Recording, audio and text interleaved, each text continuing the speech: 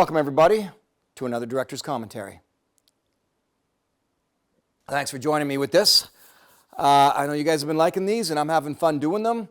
This is actually now moving on to Season 2. Now, originally, when I was doing this Director's Commentaries, I already did some from Season 2, and they're there. If you go and you look for, down on this YouTube channel, the playlists, right, you click on the playlists, you get that bar across. You can scroll on that bar with the right-hand arrow until you find Director's Commentaries, and you can see a whole bunch more of these, including the ones that I've already done for Season 2, because I kind of did them out of order originally. Now I'm kind of walking through the years. But you can also find this episode in its entirety if you go to the playlist Season 2. And just click on this episode, and then you can watch it without me interrupting it. So you can watch it before you see this Director's Commentary, or I think it's kind of cool to watch the Director's Commentary, then watch the episode, because then you're sort of more informed, and it's just kind of cool. But the reason why I wanted to also step now through this Season 2, I've completed Season 1. Season 2, especially after the first 3 episodes, marks a dramatic change in Survivorman and how I produced it and everything that went down. Just everything changed in Season 2 with me putting my foot down, to be honest with you, with me saying, okay, enough of this nonsense. This has got to be done only the way that I want to do it, or not at all. And that's kind of what happened. So it started with that in terms of production, working with my good buddy, good partner, David Brady, and stopping certain ways of producing it that I thought we were going to end up going down a certain road that I didn't like.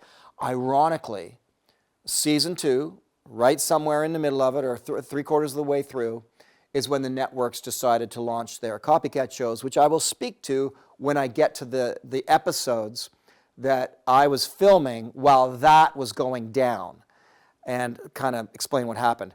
As well with Season 2, I brought in a new editor, but not until after this episode. So we did the Ecuador Amazon episode.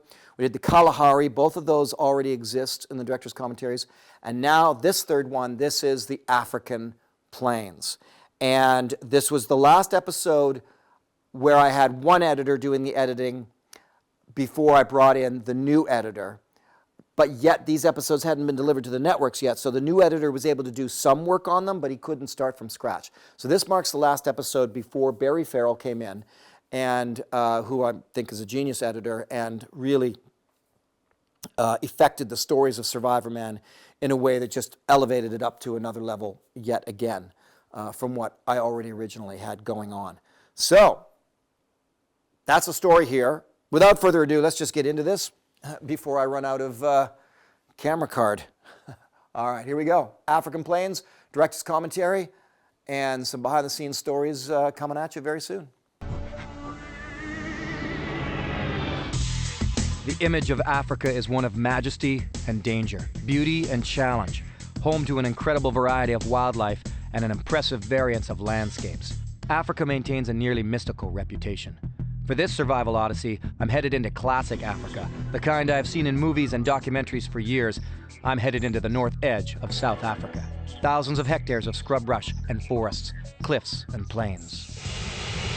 In the extreme pre-dawn, well before any major breezes have had the chance to blow up, I'm able to launch into the picturesque scene they call Africa. By one of the most beautiful ways to see the world. Here we go! Hot air balloon. This is Africa. Big skies, open plains, and jungles. And down there are wildebeest and antelope, surviving in the same land as the predators, the lion and the cheetahs, and the hyenas. And by hot air balloon has to be one of the most spectacularly beautiful ways to see this continent. You can just drift and glide silently over top of the game. You can get close down and see everything. It's absolutely stunning. So this episode shot in the African Plains, what had happened was my partner in Survivorman, Dave Brady, wanted to come along for the ride. And Dave knows this very well. I mean, basically, he just wanted to see the world. He wanted to go and see some cool places. He didn't need to be there, but he wanted to be there. And it was great because he was good help when he was there. He thought, oh, I'll run some extra camera, that sort of thing, for getting different, beauty shots and stuff like that. So he came out on the Amazon episode with Barry Clark, the paramedic. Now, the story behind that was, and Barry's on this shoot as well, they're not out there with me while I'm surviving, but they were supposed to be on location. Barry was a paramedic. That was brought about by insurance agents at Discovery Channel who were freaking out, saying, Les can't be out there without such and such, such and such and such and such. I was like, well, have you seen the show? Like, I can't have somebody with me. That's not the show. But they didn't get it. So we just lied to them. Yeah, okay, And we did they gave us the money. They're like, oh, we'll up your budget for this.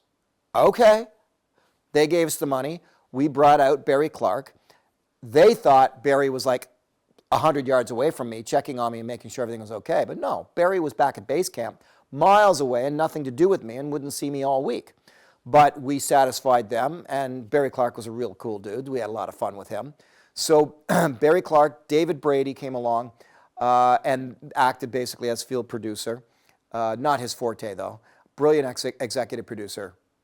Not so much on the field producing side of things. Let's see what else. And then the other episode was, so we did the Amazon jungle, then we did the Kalahari Desert. The Kalahari was actually filmed after this episode, and it was this episode, and I kind of have alluded to this before, where this is where I put my foot down. I think I kind of really mean it this time. It's just that there was still pressure. And at this point, most of the outside pressure I was beginning to really manage well. But David still wanted to do a few things with this particular episode to make things more extravagant, more exciting. And so we had this hot air balloon idea. The problem was it was illegal for me to be in that hot air balloon alone. Plus, I didn't know how to operate one. I would have blown off. It would have become that 80 days around the world thing. So you can't see her, but the woman who owned this hot air balloon was with me in that basket until I could get the basket to land. Then they came out, they got her, and they disappeared, and they left me for the week. But it was a situation where, again, I was like, well, we've got to show people this. And no, we argued, and then in the end, I'm out filming more Survivorman, and in the edit suite, they're just using angles where you can't see her. I was, again, pretty frustrated by that. But after this, I just took over and said no more, basically after the African Plains and Kalahari. But let's keep watching.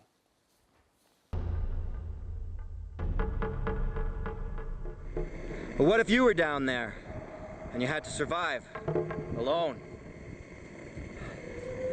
for 7 days? Well, I'm going to find out. And again, that's putting in the little, letting the audience know. I still had to do that to appease the network executives. My contention was, at this point, anybody who's a real fan of the show, they just get it. And new people, they'll catch on, But the scenario we wanted to set up here was that a lot of people do hot air ballooning in Africa, and they do find themselves going down with, whatever malfunction and being in the middle of sort of, some nowhere place. This, I believe, was the Entebbe Reserve, I think, which is this big, massive area that they let me go out and play around in to shoot this episode.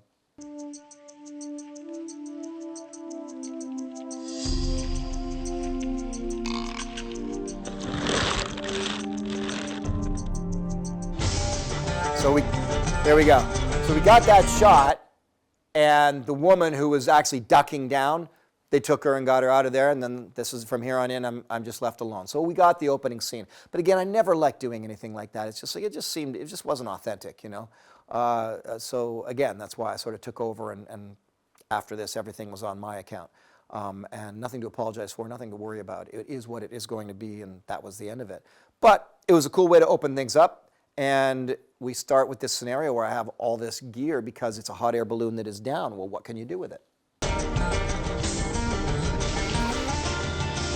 Well, that's it then. Crew's taking off. There we go. And they'll leave me here, absolutely alone for the next 7 days. I was glad that we at least showed that they were there to film this and get rid of me, or they were to leave and leave me here alone.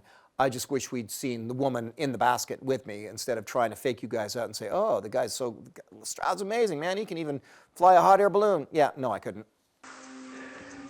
in the middle of a remote stretch of Africa. I've landed in an area just on the edge of some plains. There's a bit of forest all around me and not much else. There's no question that this balloon basket will come in handy for survival.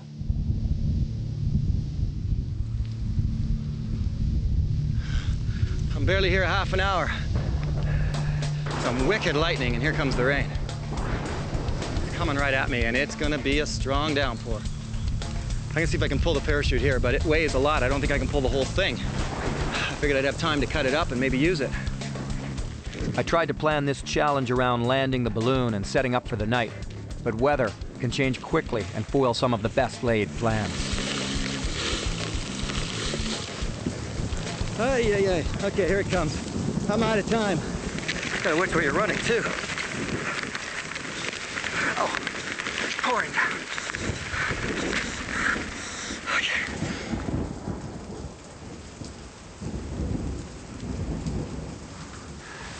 Part of the hot air balloon is actually a bit of, it's wool. And I wanted to make sure that I kept it dry so I can use it as a blanket tonight. It's gonna be a long 7 days. Cover you up. Well, I can't wait forever. It just keeps on raining here, and that big hot air balloon is one big tarp that I can use. So I think I'm just gonna go out in the rain as it is, get it here and then get underneath it. Otherwise I'm just sitting under some branches here, getting dripped on the whole time.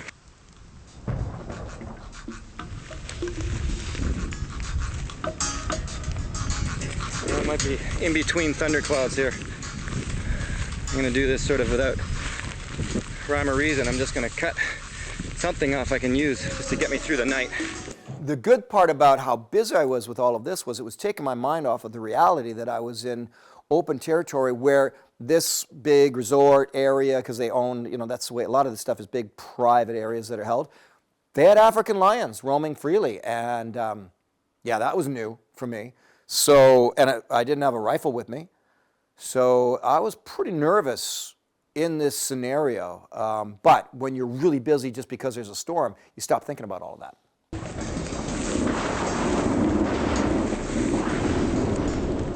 Yeah, I hear you. Just give me 15, 20 minutes here. Come on, 15 minutes, not 3. Okay. Oh, that's the wool. Come on with me. The lower section of the balloon itself is made of wool, which will be really handy. But all my movement out in the open like this can attract dangerous predators. Now it can rain.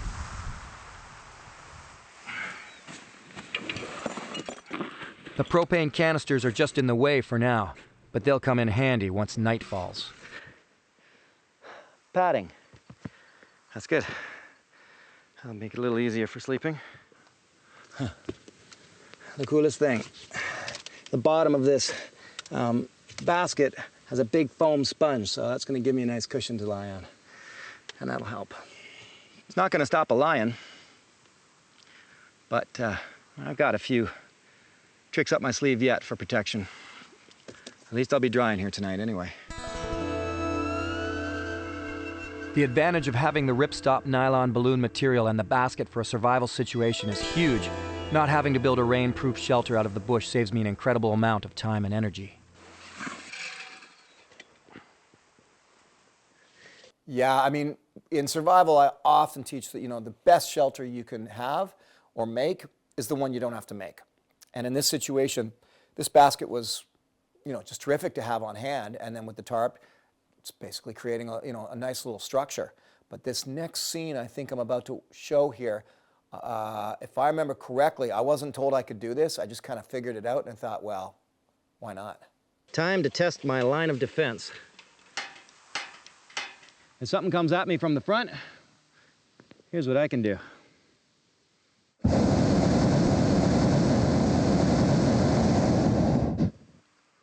Oh yeah, baby. That'll do. That's the coolest ever. just, you know, realizing that I could make that work like that, I knew it would look awesome. And you know what? Gave me a feeling of confidence in an otherwise pretty dangerous area. With the sun dropping down, I'll let you know my challenge this time. It's first to survive here in the plains of Africa, then make my way through very dangerous lion territory, go up to the top of that plateau in behind me, where my crew will rendezvous with me 7 days from now.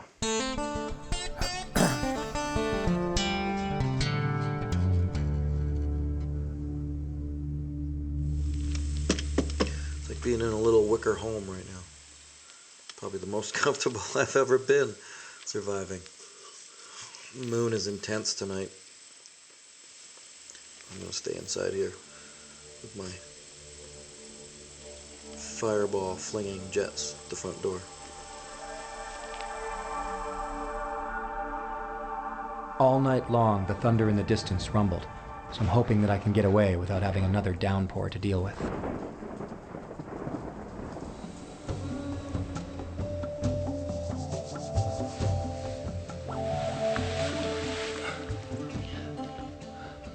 Here we go. Day 2 in Africa. It's a long uphill climb to the plateau, so obviously I can't carry the basket with me, but there's a lot inside of it that I can use. What's left of a small bottle of water, my multi-tool. In this area, they call it a panga. Machete.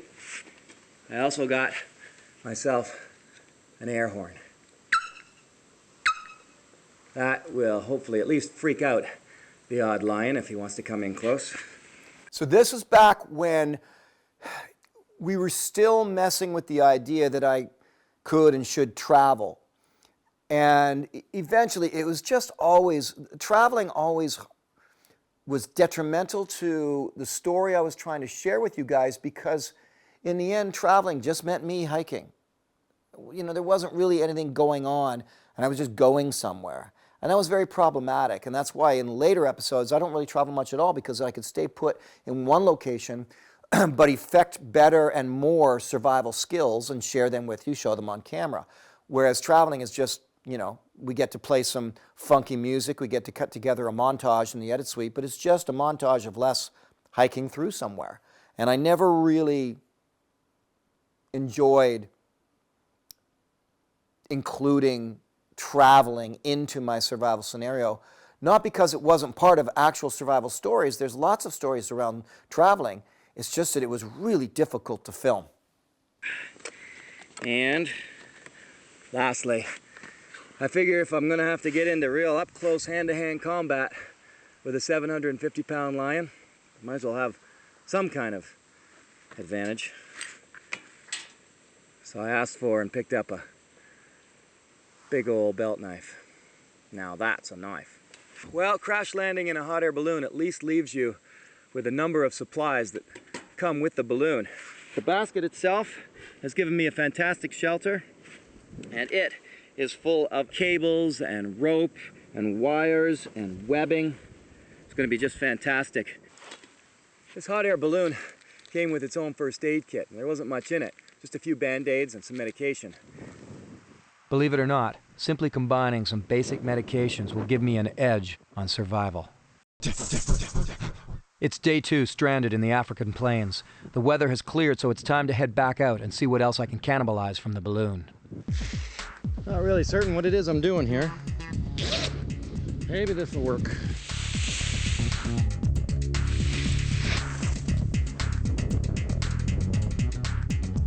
That's everything in a survival situation when it comes to your shelter. The roof. If you can have a roof that you don't have to make, that's easily half the battle. It's easy enough to make a bed for a shelter, fire pit, but the roof is always the biggest challenge. So when you've got material like this, you're laughing. It's like, okay, well that's easy. And that's why one of the things I always say you should have in a survival kit is a big orange garbage bag or 2. Because it just makes a phenomenal roof, or just a tarp, whatever folds down nice and small and isn't too heavy to carry, because making a roof is always very difficult. And if it's going to rain like it did here, then you got to have one.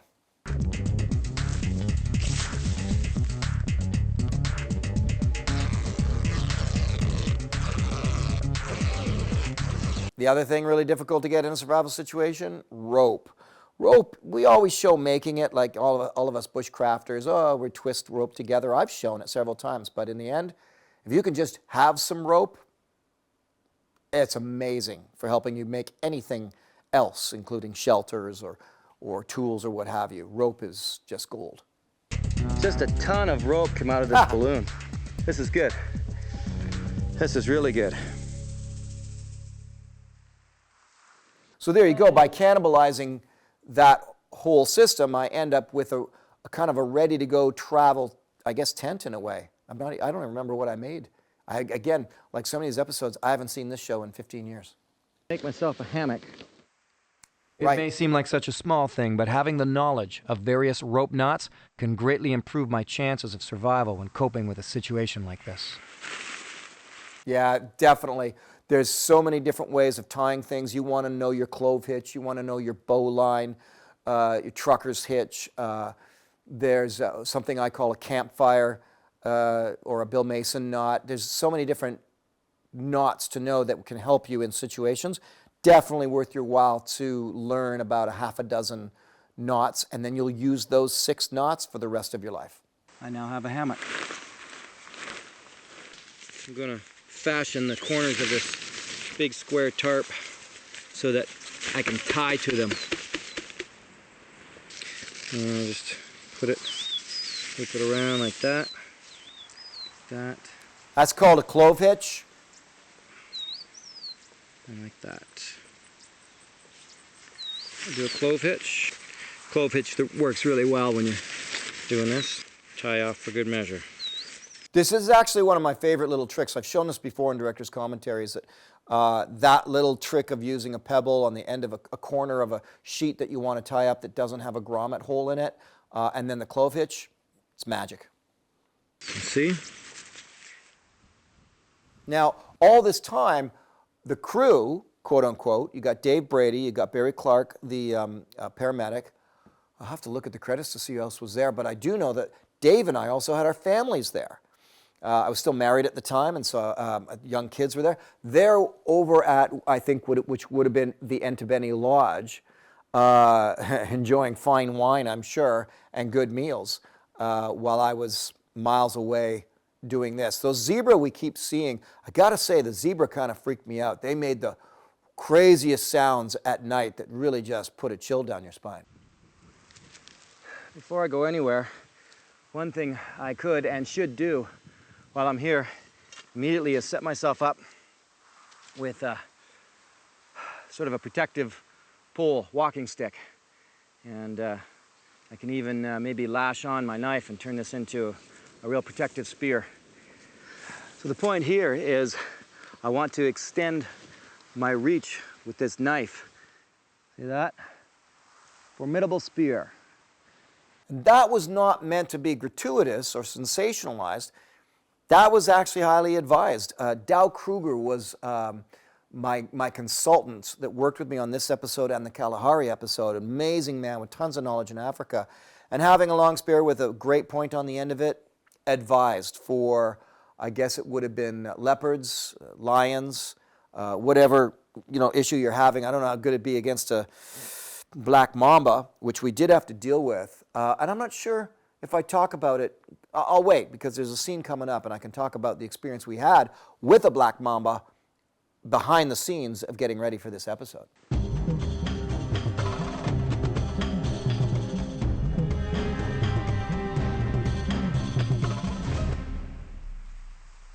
When stuck in one place, it'll give me a great advantage to know what's around me.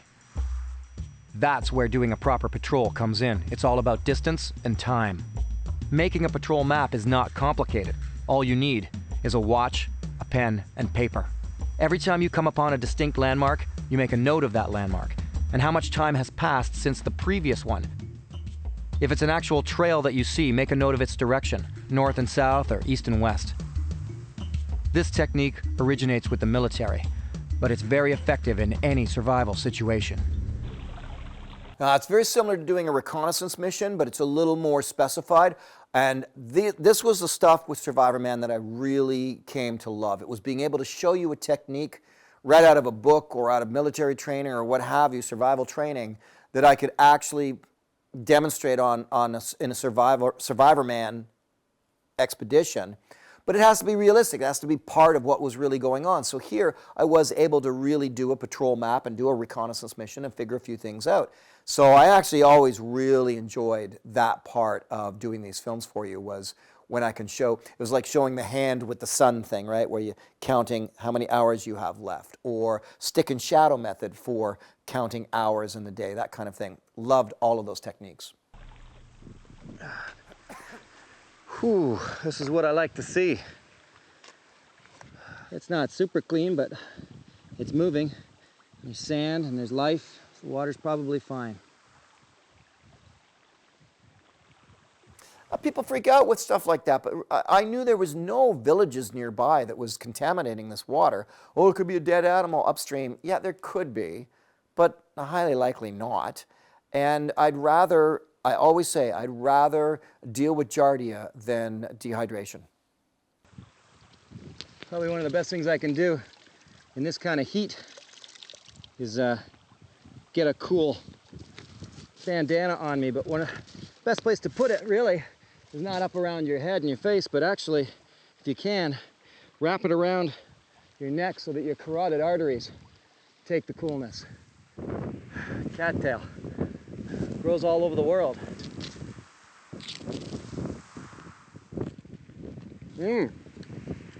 Excellent. Nature's supermarket. Cattail. You can eat a different part of it almost every season of the year. I was surprised to find it in Africa, but there it was. It's delicious, bountiful. This is unfortunate. I was hoping this might be a termite nest that I could chow down on and get in there and get some termites to eat for lunch, but it seems to be riddled with snake holes. Old termite holes are a favorite haunt of the formidable black mamba snake. Plenty of room for it to wind up its up to 14-foot length of body, and if this is its home, it'll shoot out with great aggression to defend its territory. A man once woke up to realize that a mamba had slipped into his sleeping bag. By the time his friends had grabbed his shoulders and pulled him out, which took only about 3 seconds, the mamba had bitten him 13 times. He didn't make it. And when we were filming Beyond Survival in Africa, when I was doing the stick fighting and this and that, we went out, we actually were with our guides, we were going through, doing some location scouting, and came upon what had to be about a 14 or 15 foot long black mamba, because it raised up on its body with its head and looked at us, and it was about 7 feet in the air, and it can go up half the length of its body. So, and everybody knew to freeze. And that's when I knew, okay, this is a real problem. If my guides are freezing, then I better freeze. I jumped quickly up on a rock and just like stood there. Okay, what? And we were just looking at this black mamba. Very, very dangerous snake because it's aggressive. And it'll chase you 100 yards. Imagine that. A 15-foot snake chasing you through the grass for 100 yards, and it's fast. And deadly. Okay, the results of my patrol map were great. Because of this map now, I can find my way to and from the small river, the creek, with the flowing water whenever I need to fill up and get a drink and get rehydrated. This way, I can find my way there and back even when I'm not feeling really good, if I'm disoriented. And if I was with somebody, I can say, here's the location to the water. They can take it, head out to the water, and find their way back. Patrol maps, they're worth their weight, that's for sure. Reconnaissance mission, same sort of thing.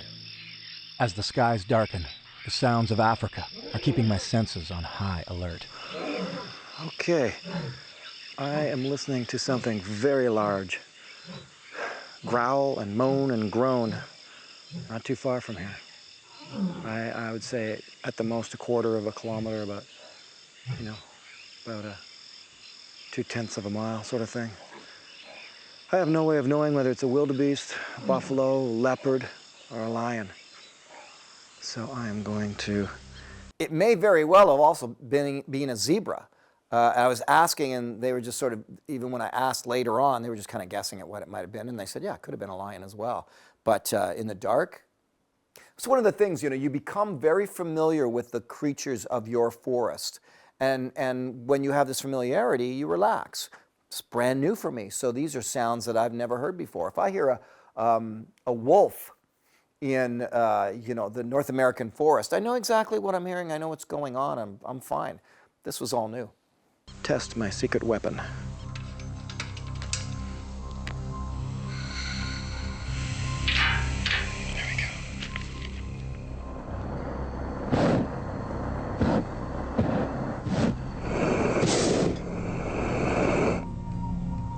That ought to keep a leopard or two away from me tonight.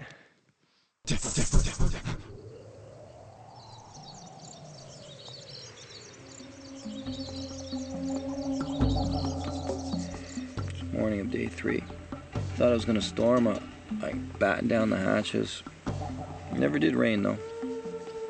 Thundered a lot. I'm gonna get on the move today. I have 3 days left before I have to rendezvous with the crew. And that means I have to get moving today, heading towards the plateau, through lion territory.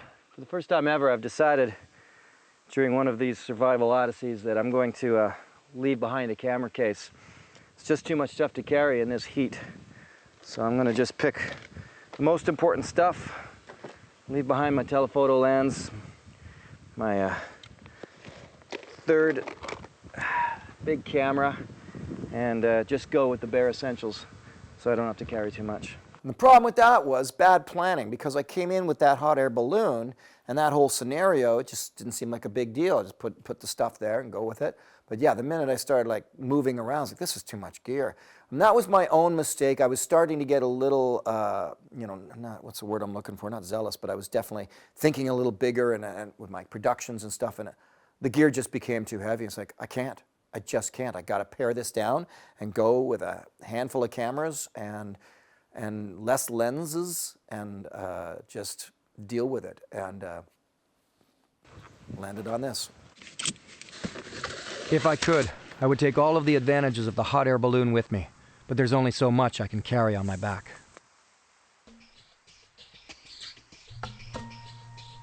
It's a problem. In a survival situation, you're supposed to be saving calories, not burning them.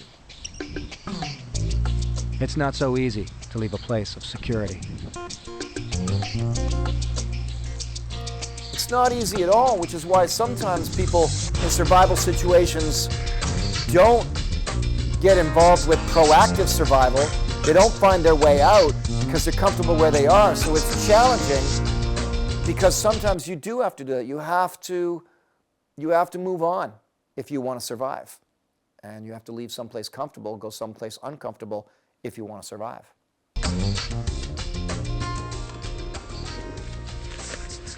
All right, what have we here? I think I see a spot I can use. All day I've been hiking in the brutally hot sun, and that's enough. So we got this tree and that tree over there I'm going to use for my hammock.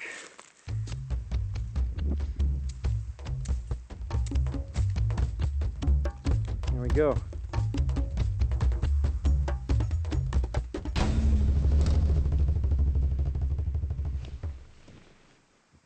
Now this is survival.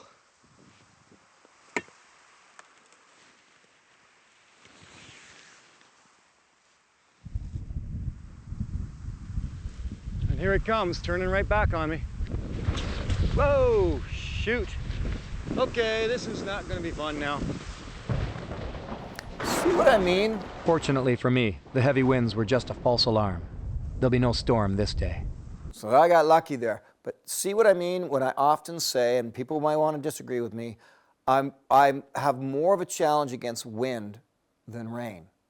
Wind and rain is brutal, but if you give me one or the other, I'll take the rain over the wind any day. Wind it destroys everything you're making. Let's face it, most of what you really put together in a survival situation is flimsy. It's not that solid.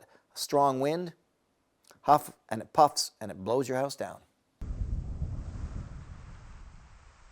I'm not far, maybe about 100 yards from where I've set up the hammock.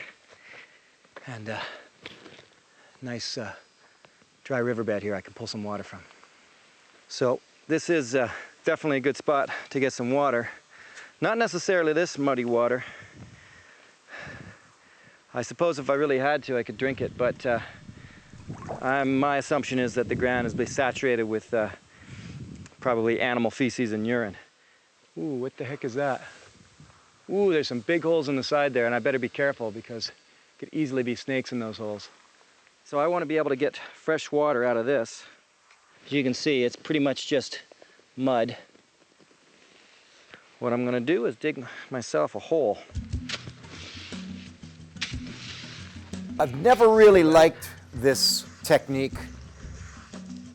You got to be in the perfect place for it to work. The ground has to be just right. The water is starting to fill in. It's still going to be muddy. It's really as simple as that. While I let the water seep in, I want to satisfy my curiosity about some of the holes in the mud wall. It's a desperate attempt to get water when you dig down into the ground like that. You're really in a rough state. Now, this next scene is interesting to me. Well, let's play it and I'll tell you.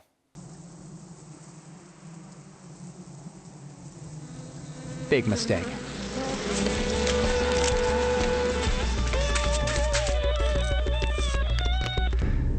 Well, that gave me a fright. Maybe a stupid move on my part, eh? Some deep holes in this cliffside, and in my situation, probably not smart to try poking in them. I think I just woke up a hornet's nest in the other hole. Oh boy. So the reason why I said I think and I sort of just don't go back is because I couldn't see what you were just able to see with the camera. I took the camera and I shoved it into the hole. I even switched it on to night vision because I knew it would be dark in there. And I shoved it down into the hole, and you could see, in fact, we should have cropped in there, but you could see it was a hornet's nest filled with these massive hornets. But all I saw from where I was holding the legs of the tripod was one hornet fly out. That was enough for me to pull the camera out and run away because I thought, I think I might have disturbed a hornet's nest. But I truly didn't really even know till we got back to the edit suite and like, oh my gosh, I got lucky there, man. I shoved my camera down into that hole and it was filled with massive hornets. Yeah, I got really lucky. That's one of the things in Survivorman and Survival Expeditions that I, to this day, have great caution for: disturbing a hornet's nest, because there's nowhere to run, nowhere to hide. And in that situation, I honestly didn't know how lucky I got that they didn't all come out until I got home and months later saw it in the edit suite.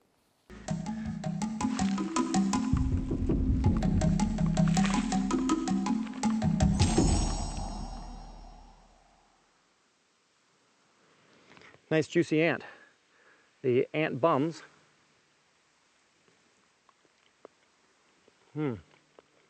Are quite tasty. It's true. Protein. It's The true. little ant bums, the docile ants. Don't go after the aggressive ants. But the little docile ants, the big ones with the big bums, it's protein. Most insects are. That doesn't mean you can't eat a poisonous insect and be in big trouble. You can. You have to know your insects. But a lot of insects are a great source of protein.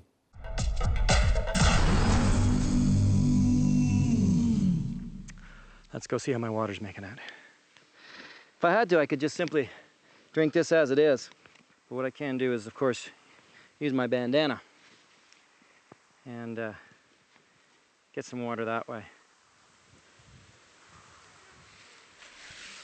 You know, the bandana thing became my look, if you will. But to this day, I stand behind the whole bandana being incredibly useful in camping, adventures, survival. It's just a rag, is all it is. Just really useful. Oh, I drank that? Oh, that ought to clean the system out. Oh, I can't believe I drank that. Squeeze an elephant dung, let me tell you. Oh, maybe we should replay that just. Oh, that ought to clean the system out. Beats the heck out of squeezing elephant dung, let me tell you. Now, the reason why I said that was, this was all right in the period where, and there's a big story behind this. I'm not sure if I'll tell it. I think I will tell it in the next episode. And I'll tell you the whole story. So the next episode of the Director's Commentary is season 2. I have the new editor, Barry Farrell, and that probably is going to be Labrador, the Labrador episode. And I'll tell you the whole story, how it all went down. But that little shot there was because they had launched the series, because I was doing so well with mine, and that whole thing about squeezing elephant dung. Okay, so let's get right to that. You can't do it. In Man vs. Wild, Bear Grylls, the elephant dung, the crew soaked the elephant dung in their own bottled water and said, here, do this, because they were basically always able to make the dancing monkey do whatever they wanted. And so he grabbed the dung and he squeezes it and he's drinking what he, was their water, their bottled water just 15 minutes before. But you can't just grab elephant dung and squeeze it and drink it. And that comes from Dow Kruger. I asked him specifically, like, seriously? And he said, no, that's a bunch of crap. No pun intended. But you cannot do that. So there's a few things like that. So that's what that little shot was about, obviously. I was about to start having fun at Mr. Grill's expense.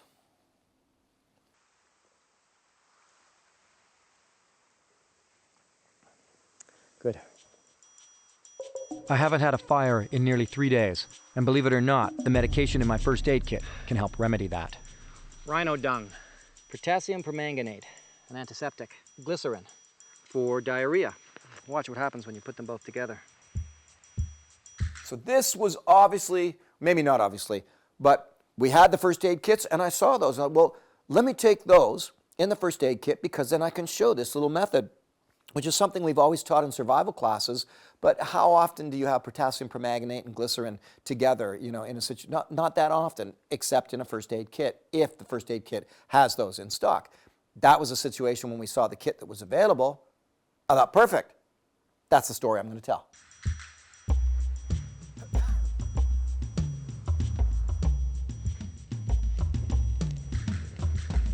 Oh yeah. That's what happens when you put the two of them together. Now that I no longer have my big jet flamethrowers to protect me, this fire will go a long way towards keeping any curious leopards in the area at bay. No shortage of dry material around here, let me tell you. Now I can boil some water up using the plastic bottle. Now, notice, I should have shown, let me go back and show you that then. Let's go back just a second, just want you to notice something. Okay, so right there, notice that on my neck is a whistle and necklaces and stuff like that. I initially, and I've told this story before as well, but I've initially wore the necklaces, just part of my style.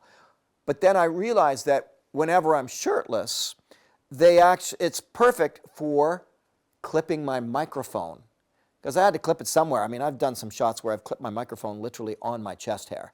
But wearing a necklace actually served the purpose of, okay, I can clip my microphone there, this mic here, boop, boop, boop, boop. I can clip it, if I'm not wearing a shirt like this, onto the necklace. So, I don't know, it worked. All right, I've been drinking that chocolate milk muddy water so far, but I'm going to show you that you can boil water in a plastic bottle if you really had to, if you really needed to purify your water. This was one of the other things. The flames only lick the bottle where it's filled with water. I should be okay. That I love to do. Hot coals would work even better. The danger is obviously that I might burn right through, leaving me without a water carrying container, or even putting my fire out. Okay, stop talking, Les. This is one of the things that I love to do in a lot of the Survivormans, was to look at something that's either in a book or online, or people said you could do, and say, all right, well then let me try it. And a lot of times I was going to try it having never tried it before. This was one of those situations. I wanted to try it for the first time. I wanted to make real mistakes or have real successes so that you could see that elation or that failure on camera. I did that with many techniques. And I just loved it because it was real, it was palpable. If I succeeded, you could tell. I was very happy. Boy, I did it on a lot of different episodes. The the camera lens fire in the Rocky Mountain episode in season 1. This one here, trying to get a fire going with a bottle of water in Grenada on the island. Just love doing that.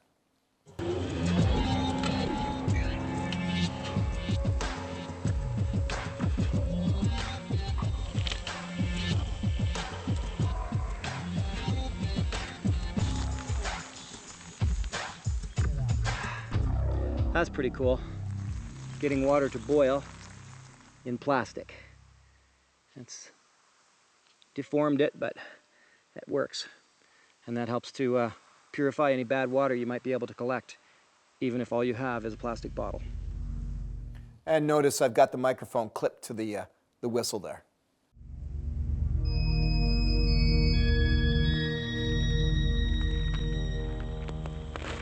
In case you haven't heard me say that before, good audio in a filming situation out in the wilderness is vital. Using the onboard camera mic always sucks. It sounds tinny. It's really echoey. So you always, like I'm doing right now, I've got a microphone. Right? You always want to have that closer sound. It brings the viewer into your story. They feel like they're there with you. It's much better. The onboard cameras, microphones will never suffice. There's something big out there. Hoping it's just a wildebeest. If it's a buffalo, I'm in serious trouble. Pound for pound, apparently water buffaloes are the most dangerous animal in Africa. Okay, now there's 2 of them.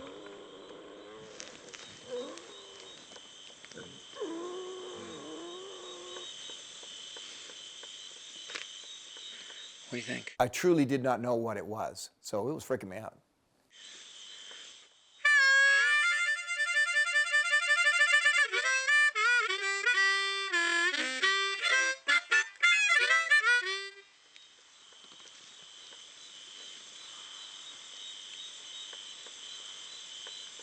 Sometimes that works. Maybe they're not music lovers.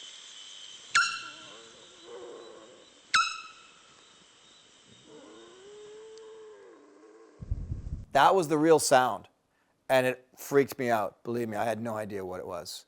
Yeah.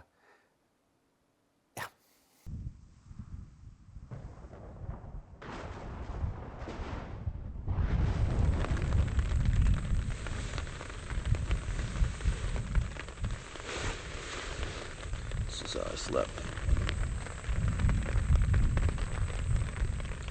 Got the hammock, and I used the wool blanket I took off of the hot air balloon. Because believe it or not, I got a bit cool. I took the bottom part of my pant legs off, and then I got too cool at night. Go figure. I should be moving on today. We'll see. We'll see how the rain holds out. I always wondered if this was one of the episodes that inspired Steve Carell to write the Office Survivorman episode, which, by the way, was one of only 2 episodes that Steve Carell wrote himself. And they contacted me about that before they put it together. They were going to actually have me appear in the show, but then the writer's strike hit, and they said, we're really sorry, we have to go with what's written. We are not allowed to make any changes because of, I don't know, whatever legalities. And one of the biggest honors of my life was to come home the night that it aired live. And it was the peak season, their peak ratings, middle of the season, you know, worldwide hit. And it was pretty cool to see this whole episode that Steve had actually titled Survivorman. To this day, I haven't met Steve. Don't know if he would ever watch this. Steve, someday, someplace. Would love to shake your hand on that. But it was a thrill and an honor to see what Steve Carell and the production team of The Office did when they dedicated a whole episode to my show.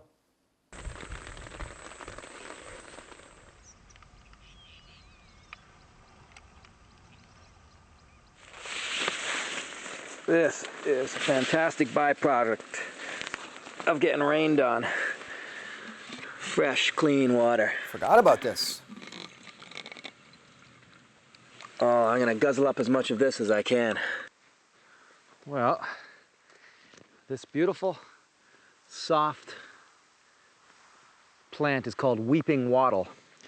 And in Africa, it's nature's toilet paper. So, if you will, excuse me, I gotta go. So what happens in a survival situation? Usually you end up having to go to the bathroom after about the second day or so. It's like whatever you've eaten from before, it's like you got to go, and then you go. After that, you don't go at all. So almost every, not that maybe this is TMI, but on every Survivorman, I went once, usually day 2, and then didn't go again until I had, finished the week sort of thing. Because if you're not putting anything in your stomach, nothing to come out. But what I would use on those single occasions was whatever was soft and could be utilized as toilet paper in the area. And that was one lesson that I made sure I learned before I went in. The benefits of rain.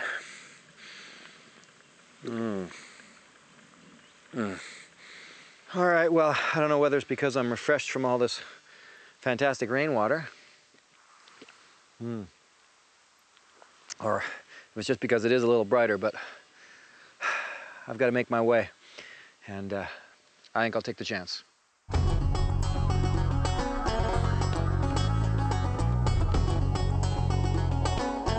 Again, what I really wanted to do in these survival situations was not travel. I would have rather stayed there and done more skills, but still playing with the format, still figuring things out. It's okay, Les was going to move. He's going to go so many kilometers kind of thing.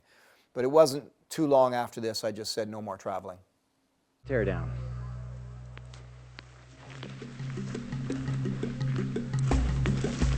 Nice not to be traveling in the heat of the sun.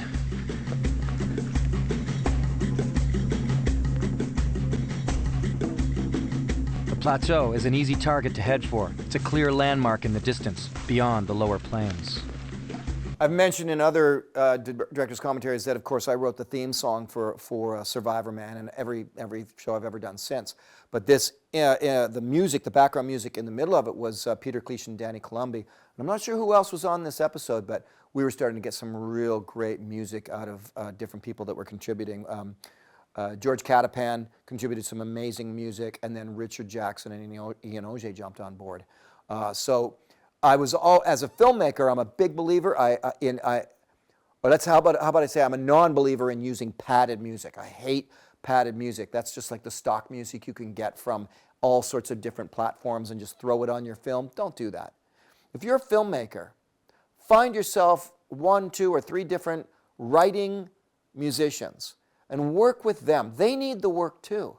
Work with actual writers and musicians to craft music for your show. If they're not giving you the right kind of music you want, then you got to find a different writer.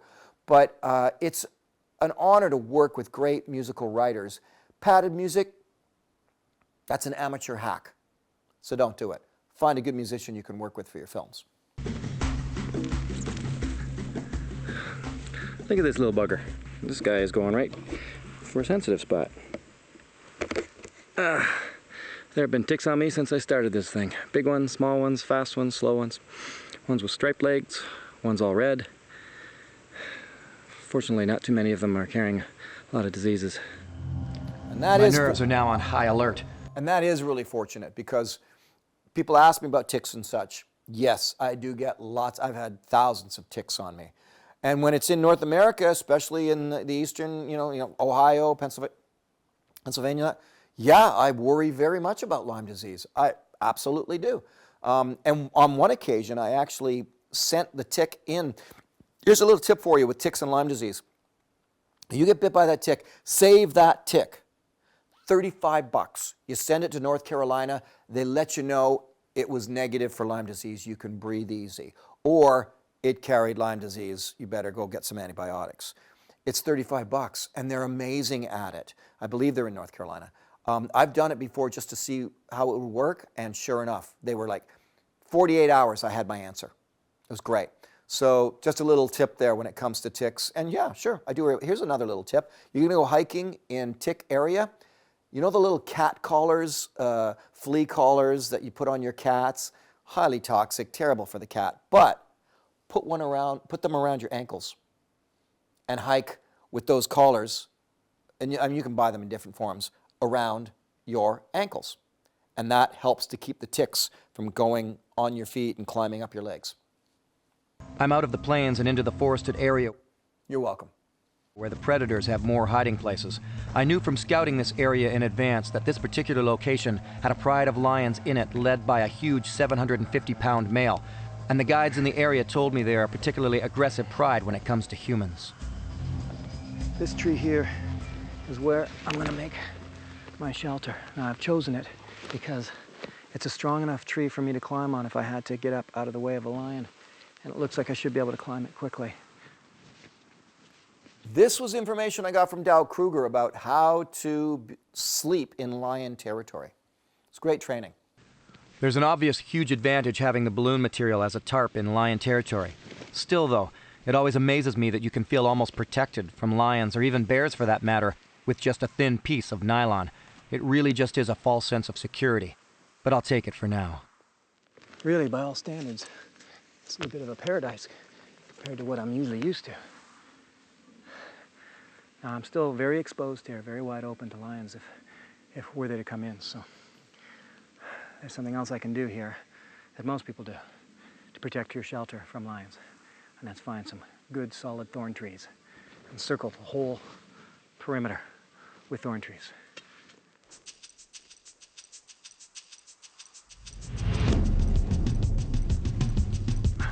We interrupt this building process to say, don't forget, if you've got kids, I've got a brand new children's book out for 7 to 12-year-olds. It's up for 2 awards now called Wild Outside. You can get it on my website, lesstroud.ca. Don't forget my new series, Wild Harvest, on PBS stations by American Public Television. Season 2 is launching, well, it's probably launched by the time you see this, Season 2, and you can buy the DVD or the recipe book from the series. It's amazing. Chef Paul Bogowski, I love doing that series, Wild Harvest, where I show you all the wild edible plants.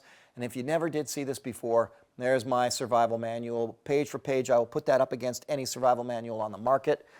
It's straight talk to you. And lastly, don't forget my 20th anniversary package, 76 films, all the Survivorman, all the Beyond Survival, all the Bigfoot, everything I've ever done for 20 years is in that package on my website, lesstroud.ca.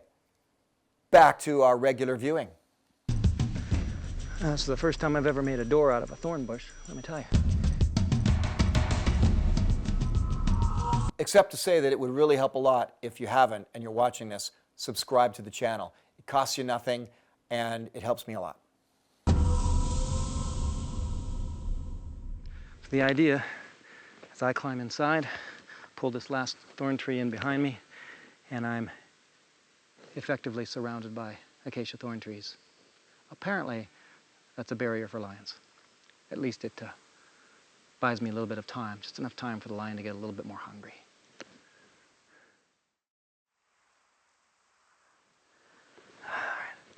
Gathered these on the way from the marula tree. Fruit. And it's the tree that they actually make Amarillo out of. The inner bark of it is fantastic antiseptic, and the fruits are tasty. That's really something you should do on any adventure you go on. Learn the local wild edibles. If you can ever go a few days ahead of time and do a course, it's just, it enhances your experience so much. It's amazing. All right, something else I can do. Thick rope came from the hot air balloon. I was wondering when I was going to get a chance to use it, and this would be the perfect place. I'm going to loop the rope up to the tree there, dangle it down into my shelter. That way, hopefully not, but if I do have to make a quick escape up the tree, I've got a climbing rope to help me. Okay, here we go. I even put a couple of loops in it, which will give me either something to grab onto with my hand or step into. That's good. Any advantage I can have against a 750-pound lion, I'll take.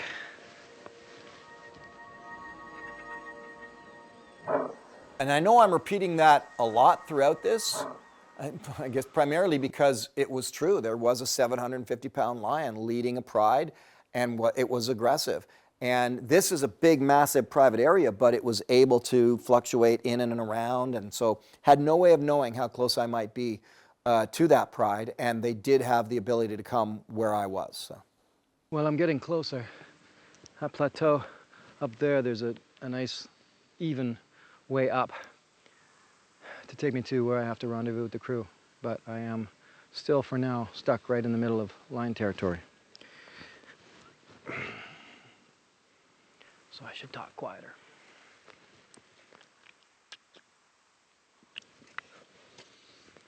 A little muddy, but it's clean.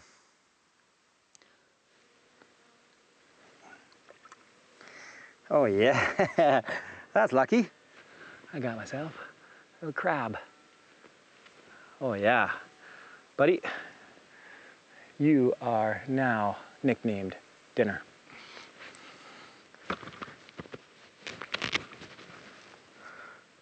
And don't nip on anything when you're in there.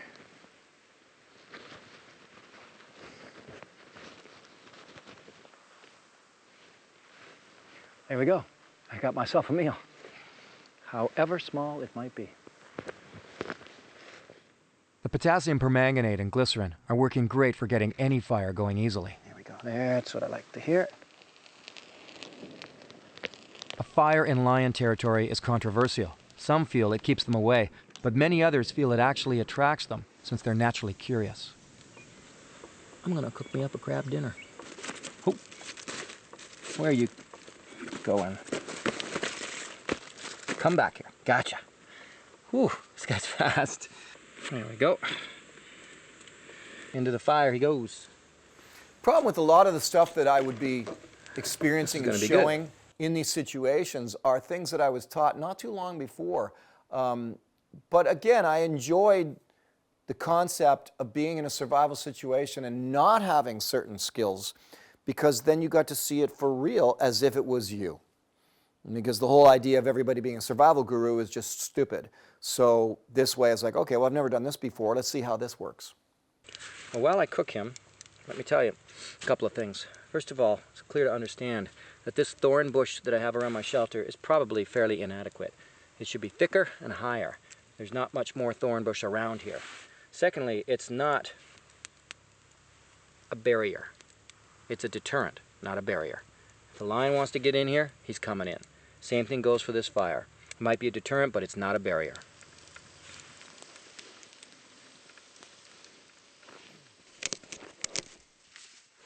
Okay. I think he's cooked. Actually, when he's this small, he could probably just eat shell and all. But I will go for the legs. A little sandy, but good. I never thought I'd be eating fresh crab while surviving in Africa. When you're this hungry, everything tastes good. I'm just eating the shell, the claws, everything. I'll settle for the night soon. Spend all night listening for lions. You can bet on that. You notice the difference in the way I often presented food? I wanted to just be realistic about it. And you want to eat normal like a human being. I didn't need to have blood splashing all over my face and throwing my teeth into some raw animal kind of thing. It's like, well, you wouldn't do that normally anyway. What would you do? You'd want to cook it. Even if it's better in survival to eat something raw for the nutrients, as humans, we still want to cook it.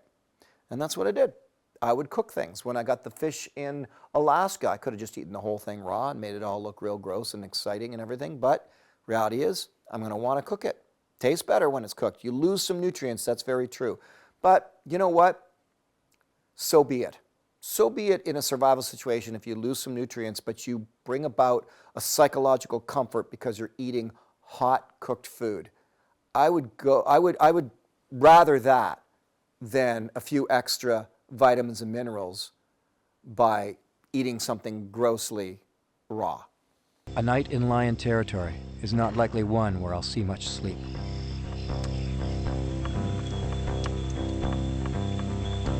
I always feel like I'm hearing something. can't come soon enough.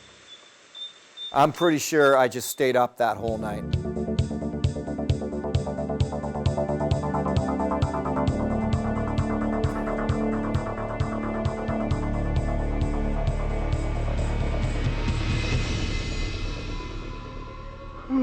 Right.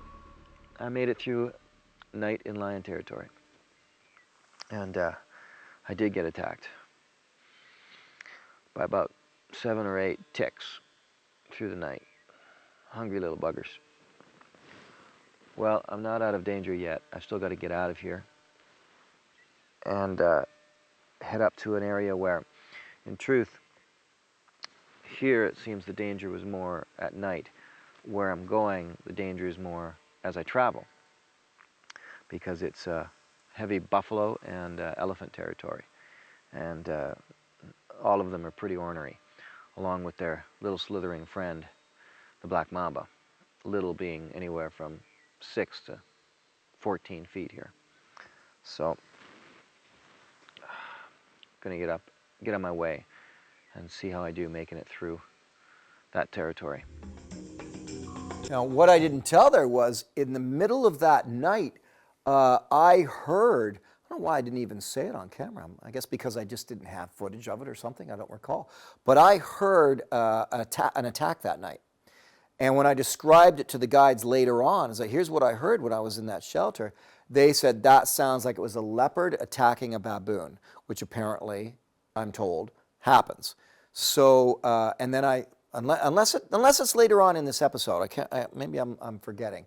We'll see. But that did happen, and we discovered that the attack wasn't very far from where I slept. So maybe it's tonight. Okay.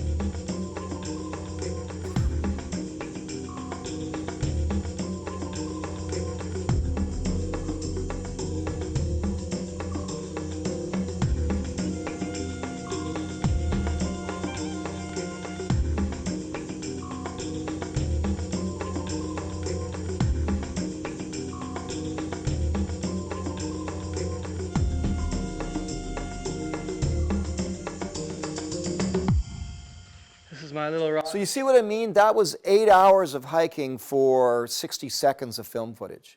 And that's what I discovered in filming Survivorman and producing the show, was that I can spend 8 hours and get you 60 seconds. Or I can stay put, and in 2 hours, I can get an 8-minute segment. And so that's why I never really liked the traveling part of this so much. Rocky Knoll, I think, for sure, for the night. I'm just going to check it out for snake dens, snake holes, and any other dangers. I've got a little spot here on the rocks, somewhat shaded, somewhat flat, with a really good view to the front, so I can see what's going on around me. Up on the heights, I might be out of lion territory, but I'm not out of danger. Buffalo are feared more than lions in Africa for their intense aggressive behavior towards humans. Okay, I swear I just heard something growl over there. I'm gonna back away slowly. It seems that the only answer to just about everything in Africa is to back away slowly, whether it's a black mamba, or a lion, or a buffalo. If it's anything up here, it's gonna be a buffalo, and that's the last thing I wanna come across. Very aggressive animal. The buffalo, the African buffalo. I don't see anything. I have no idea what that grumble growl was, but that was close enough for me. Before setting up my camp, I better deal with this very obvious snake den.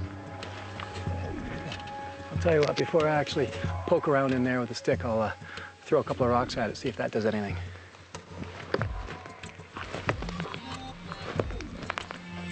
Nothing yet.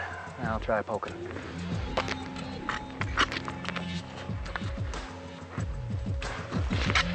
Okay, so I doubt there's anything in there. It's just an old hole. And hopefully nothing is coming back to its home later tonight. Normally a spot like this, I'd just lay out on the rocks, but this is very active black mamba territory, so I'm just gonna get myself up off the ground You trust a lot in your local guides in these situations, and I would have spent the week ahead of time training for all of this, and that's what they were worried about more than anything else, the buffalo and the black mamba.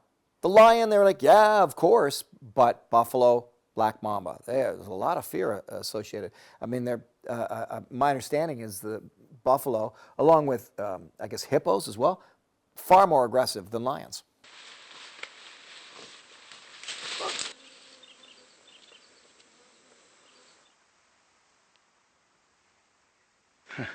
Now you might think that I could pretty much just grab any bug and eat it and get some protein.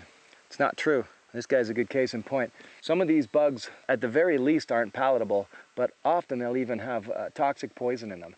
This guy, he's got a couple things going against him. Number one, he's got brightly colored legs. So that's the first thing you want to look out for. Bright colors, be careful. Usually means something toxic.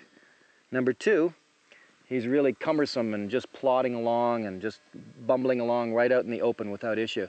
And when they do that, it means they probably got nothing to worry about. They're probably carrying some kind of a toxic poison with them. And number three, and I'm not even going to bother testing this one, is do they smell bad? And often they'll have a horrible little odor to them. So if they meet three of those, or even just one of those three conditions, then it's probably a good bug to stay away from.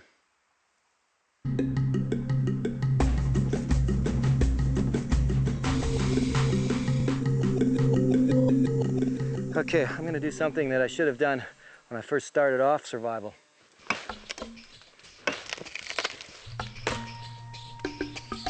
Well, what did I do? That's the piece I want. Ah,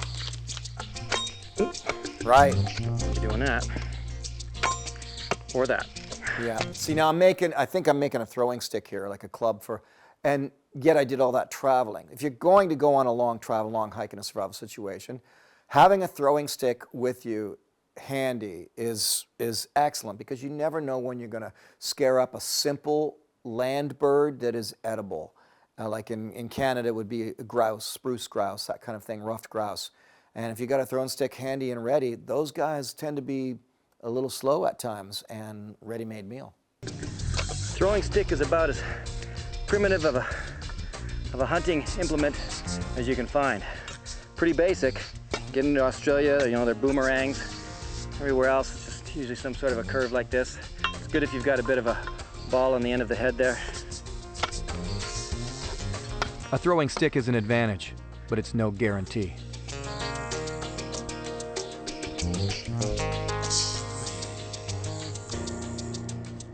There's always a danger of losing track of my bearings and getting lost when I go out hunting, but I've only eaten a few ants, a crab, and some random wild edibles in 4 days, and I think it's worth it to take a chance at getting some food.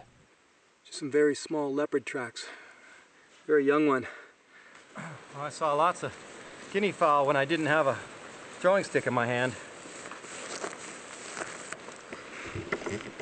And see, that's what happens. You see everything when you don't have a hunting weapon.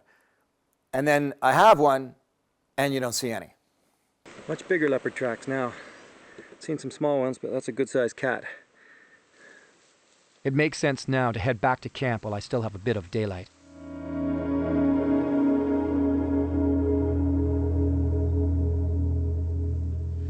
It's a starry night.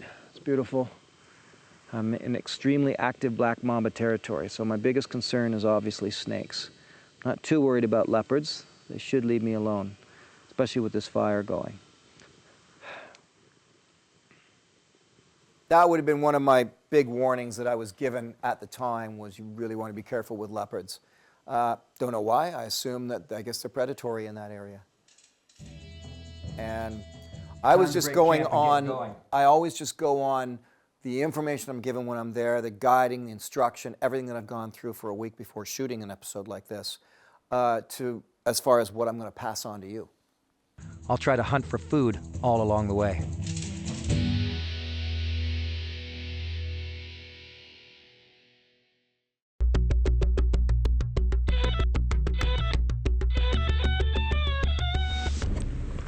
Okay, just over here, there's some quail or guinea fowl. Just put my pack down. I haven't walked very far. We'll see if I can get a shot at them. I had this in the side of my pack. I didn't want to have it in my hands carrying it, but I guess I will. So that whole time I was just talking to you, there was one down here.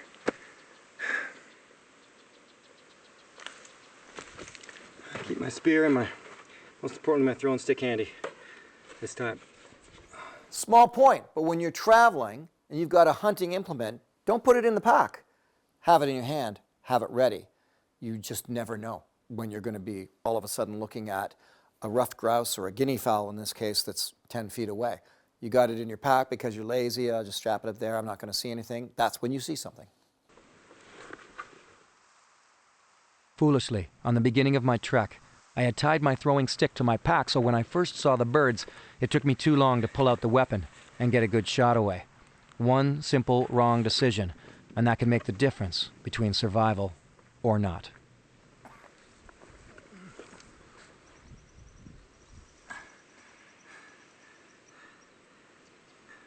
Just gotta keep guzzling water everywhere I find it.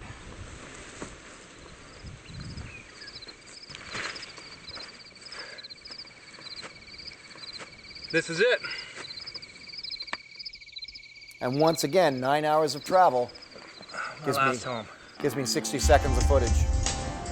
Not worth it.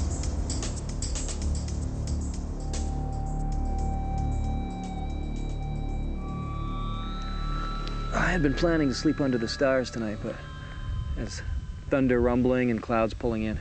Boy, 6 days with hardly any food, and you can't stand up too quick. You get very lightheaded, and I'm all wobbly and dizzy, but same token, I gotta go get some food. That's the thing. Without food, the thing that gets you the most is lethargy. Mind you, it's come to this. I'm now chopping a termite mound to see if I can... You do something, and then I can't even find the big juicy termites.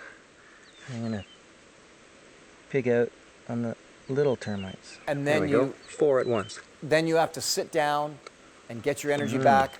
And then you do something again, and you got to sit out again for 20 minutes, 40 minutes to get your energy back. That is the big thing about not having food energy. As I always harp on shelter and fire and water, but eventually, for sure, after 3-4 days, it's lethargy. You just got to do this. You got to take a break. And then before you know it, okay, I'm ready to work on my shelter again. You've lost an hour just taking that little break. That was always a difficult part of filming Survivorman, was having to film all of this and legitimately not having any blood sugar. Dirt's a bonus. Oh, I'm getting stuffed.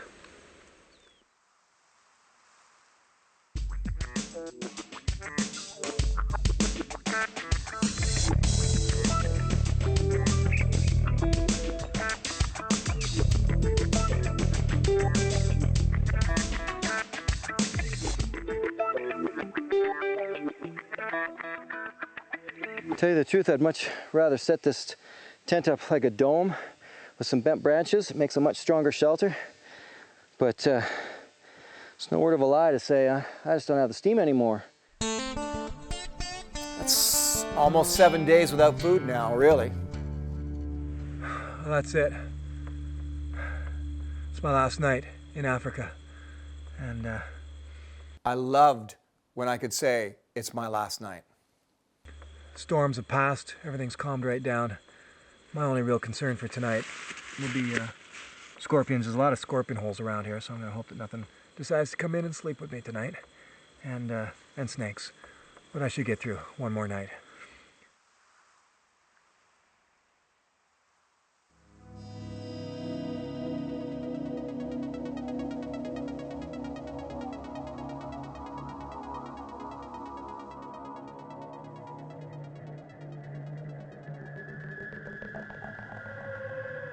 You know, truth be told, in many ways, day 7 was never really a rough day for me, because it was my day to come out. It was my day to get out of the survival situation. So I always looked forward to well, for obvious reasons, I looked forward to day 7, but also I knew it was never going to be a full day. We called it day 7, but it was my pickup day. And I'm just like, it was such an amazing feeling to know whatever's gone on in the past 6 days, today's the day I get picked up.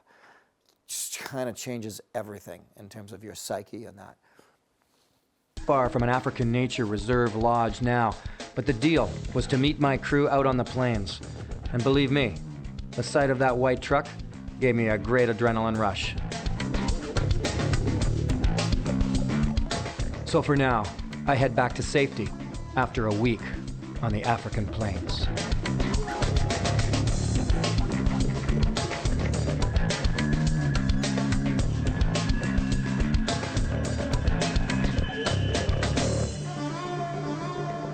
Interesting little tidbit at the end there. So that was, I didn't get the pickup there and everything. We obviously changed our style of credit bet, as they call it. And that was to adhere to what the networks wanted. As we were producing this series, along the way, the networks had realized, or decided anyway, that credits should be really quickly done with. And I think it was like they wanted them to be 15 seconds if they could get them that way. And you can see now they take the end credits on any show, and then it's shoved down into a corner, and you're watching previews for the next show that's going to come on in the next hour. And these little credits are down there. I hated that. Hated it, because it was disrespectful to everybody that had been involved in the production. So the rule in the contract with Discovery Channel was that the credits could not be longer than 30 seconds. I made them 45 seconds and just lied about it. Just waited to see if I got caught. And you know what? I never got caught. So why did I do that? Why were my credits 45 seconds? Because it meant I could have the credits go by at a slower pace so you could actually read the names. Clearly, that's not what I did on this particular episode. That's because it's like, oh, we were trying to, and honestly, again, as much as I loved all of my involvement with Dave Brady, by the same token, he played the game a lot better than I did, and he was more inclined to agree with the networks and do what the networks wanted. And I mean, he's gone on to create and produce incredible series, and the Cream Production does amazing work. But I wasn't. I was just like, no, I want my people credited. I want them to. And so I was just like, when I took over, I started delivering these episodes with 45-second credits. Network never caught on. In 20 years, they never caught on, which shows you they were just like telling you things, but they weren't really checking. So anyway, that's a little production behind the scenes. All right, guys, that's it. That's I'm now well into season 2. You can already see the Kalahari episode and the Amazon Jungle episode, and I'm excited because now I'm going to approach the other director's commentaries.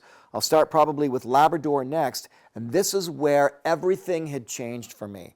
There was the Discovery Channel had decided to launch a series called Man vs. Wild. I had picked up a brand new editor named Barry Farrell. I had moved all of my production and offices up to Northern Ontario where I lived so I could be fully on board there. So everything changed after these first 3 episodes, Kalahari, African Plains, and the Amazon Jungle, for me and Survivorman, and I will get into that in the next episode and tell you the stories. So there we go, guys. Once again, thanks for watching this, and subscribe if you haven't. And don't forget all this cool stuff that I've got. Award-winning children's book. Thanks, guys. We'll see you on the next one.